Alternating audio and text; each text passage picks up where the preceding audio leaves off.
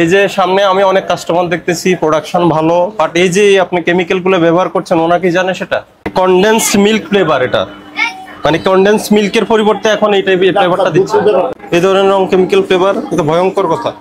যা খুশি যা ইচ্ছা মনে আসবে তাই আপনি মিক্স করে ফেলবেন, এটা হবে না তো। এটা কেন ব্যবহার করতেছেন? কেকে এটা ব্যবহার করতে হয় আমি কখনোই আর দেখিনি। এই কেমিক্যালটার নাম নাই এখানে, এটা কি কি হিসাবে আপনারা কিনে নিয়ে আসলেন? এটার নাম নাই, পরিচয় নাই, এগুলো কি খাবারের মধ্যে দিচ্ছেন আপনি?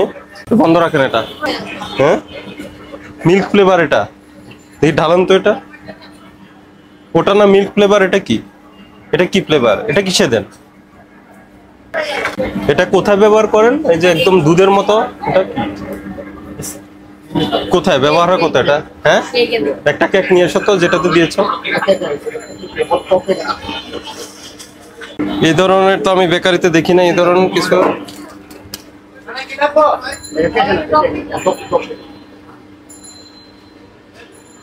এটা স্টিকি, এটা কি কনডেন্স মিল্ক হিসাবে দেন?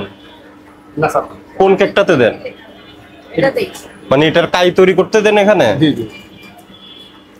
এটাতে ব্যবহার করেন, কিন্তু তো বলা নাই এখানে যে এটা এখানে ব্যবহার করবে।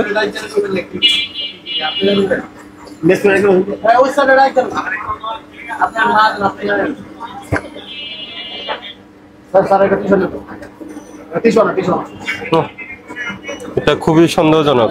এটা কিছু মিক্স করে তৈরি করেন আপনি, না এভাবে কিনে নিয়ে আসেন? কোথায় থেকে আনছেন এটা? চকবাজার। কি বলে বিক্রি করছে এটা? স্যার আমি সঠিক বলতে পারি না, মানে কি হিসাবে কে আপনার কারিগর?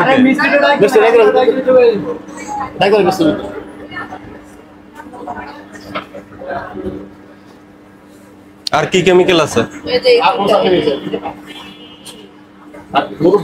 এটার মধ্যে? কি এটাতে দেখি বাটারটা কেমন।